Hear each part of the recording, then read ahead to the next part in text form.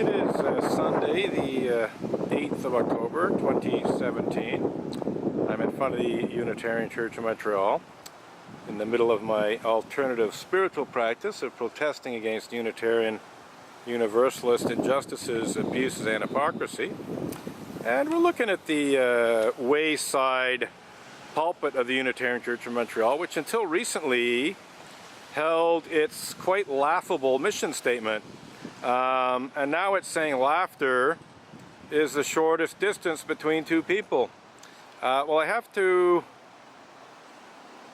dispute that somewhat. It depends what they mean by shortest distance and so on.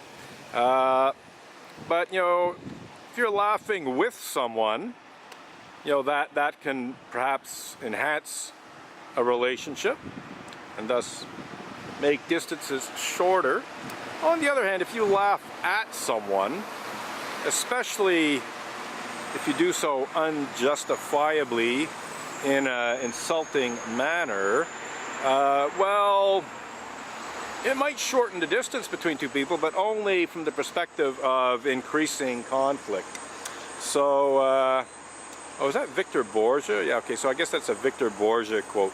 So anyhow, let's laugh at the Unitarian Church of Montreal's mission statement, which was here, and which I've actually repeatedly laughed at until they got rid of it.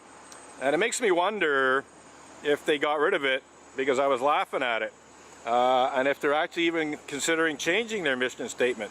It'll be interesting to see if the Unitarian Church of Montreal actually changes its quite laughable mission statement as a result of my very public laughing at it in these videos. So here's more or less what it said. It said, our spiritual community, and then it had a bunch of words below that: welcomes, inspires, nurtures, challenges. I think I might be missing one or two, but that's essentially what it said. And then it went on to say, we take action in the world. So one more time. Our spiritual community welcomes, inspires, nurtures, challenges, and then, you know, we take action in the world. Well, here's where the laughter comes in.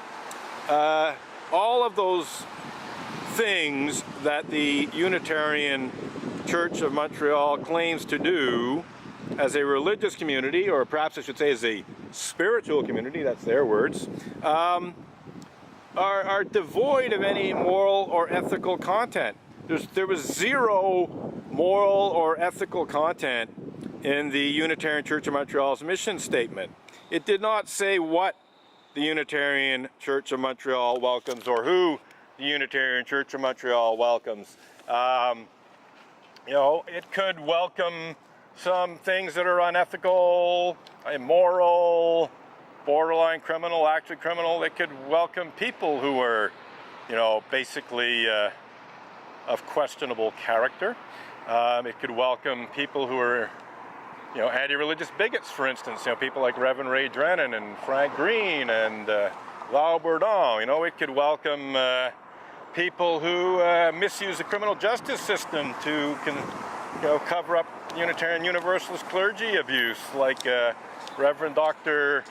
Peter Morales, the former president of the Unitarian Universalist Association, and Kathleen K. Montgomery, the former executive vice president of the Unitarian Universalist Association, to say nothing of Reverend Dr. Victoria Weinstein, who was implicated in the Unitarian Universalist Association's immoral and unethical and borderline criminal and, quite frankly, batshit crazy and indeed laughable blasphemous libel accusation against me. So you know, basically Montreal Unitarians can and do welcome a whole bunch of things that are, you know, basically not good.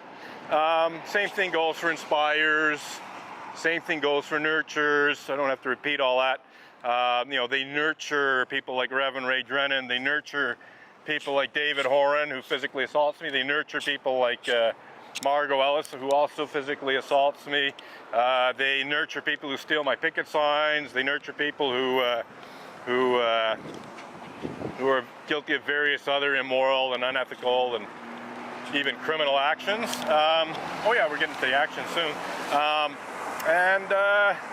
You know, they don't only nurture the actual people, but they nurture certain behaviors. You know, they've actually been nurturing willful ignorance and psychological denial for the better part of 2 decades now, if not indeed longer. It's actually more than 2 decades that the Unitarian Church of Montreal has been nurturing willful ignorance and psychological denial amongst its members when it comes to, you know, my protest against Unitarian Universalist clergy abuse and Unitarian Universalist anti-religious intolerance and bigotry and so on. They've done everything they can to pull the wool over the eyes of their church members and encourage willful ignorance and psychological denial. Indeed, they've told lies to members and non-members alike. They have misrepresented the truth about what my protest is all about and so on. So yes, but yeah, the actions they take in the world. Well, I've been physically assaulted by Montreal Unitarians. I've had my picket signs stolen by Montreal Unitarians. Montreal Unitarians have called in, good day, sir. I'm thanking Unitarians for accusing me of blasphemy in the 21st century. Very thankful for that unique honor and privilege today. So that's Harvey Shepherd, former religion columnist for the Gazette, and just thought I'd let him know that I'm very, very thankful that the Unitarian Universalist Association was so immoral and so unethical and so batshit crazy as to hire Stikeman Elliott barristers and solicitors, litigation lawyer, Maitre Marc-André Coulombe, to falsely accuse me of violating Canada's blasphemy law in an arrogant and aggressive cease and desist demand letter that sought to intimidate me into deleting, taking down, also known as memory holding, the Emerson Avenger blog posts that tell the readily verifiable truth about such despicable crimes as pedophilia and rape committed by certain Unitarian Universalist ministers, to say nothing of Reverend Dr. Victoria Weinstein's First Parish Norwell parishioner, Richard Buell, who, to the best of my knowledge, never was a Unitarian Universalist minister, but he was a pedophile rapist. He was a pedophile rapist, and he was charged, tried, and convicted of committing such despicable crimes as pedophilia and rape, and sentenced to jail term for his despicable crimes. So nothing remotely unfounded about my blog post about Reverend Dr. Victoria Weinstein's less than perfect parishioner, Richard Buell. And of course, the same goes for my blog posts about Reverend Mac Wallace Mitchell, who was charged, tried, and convicted of the forcible rape, even the unnatural rape, you can sort of figure out what that is, of teenage Tibetan refugees who he had lured away from their families in India with promises of a better life in America. You know, he essentially told their parents that if they gave their children into his care, that you know, he would take them to America and he would take good care of them, make sure that they got a good education, you know, perhaps get them American citizenship, that sort of thing. And you know, once they were in his hot little hands, in his house in Massachusetts, he proceeded to repeatedly rape them over a period measured in years in one case, and I believe months, if not years, in one or two other cases. But there was one case in particular, I believe it was the first, you know, teenage Tibetan refugee who he lured away from her family in India with promises of a better life in America, who he raped for a period measured in, I think, at least 4 years before she finally ran away and then reported what was going on to members of Reverend Mac Wallace Mitchell's Unitarian congregation in Massachusetts. And it was actually those members, or some of them anyway, who reported the alleged rapes to the police, and the allegations were investigated, and Reverend Mac Wallace Mitchell was arrested and charged, and after a criminal trial, he was convicted of the despicable crimes of forcible rape and unnatural rape, and a few other things along those lines.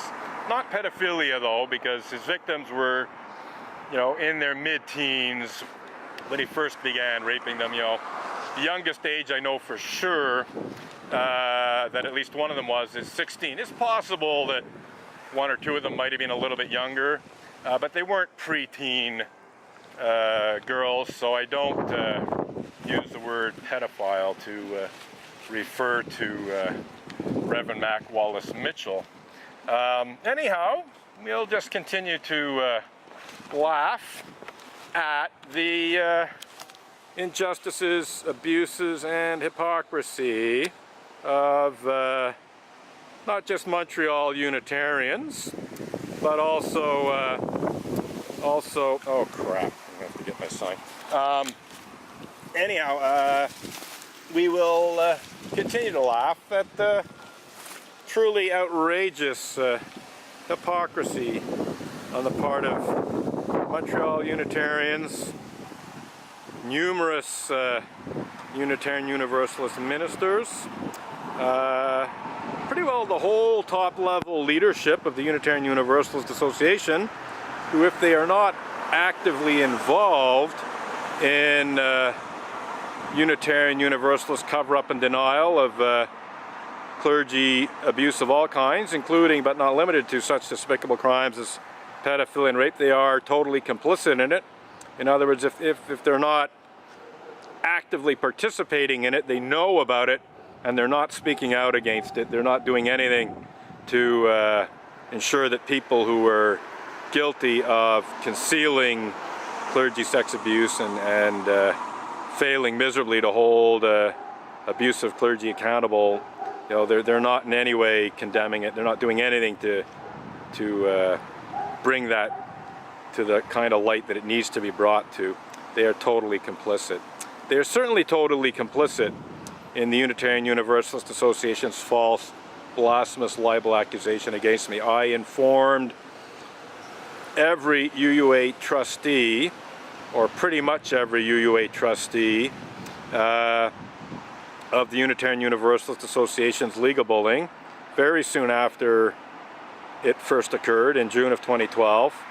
And I am not aware of one single Unitarian Universalist Association board trustee ever condemning the UUA's immoral, unethical, and borderline criminal, and yes, batshit crazy misuse of blasphemy law and legal bullying intended to hide rape. So every UUA trustee since June of 2012 is totally complicit in the Unitarian Universalist Association's misuse of blasphemy law, even if they didn't directly participate in it.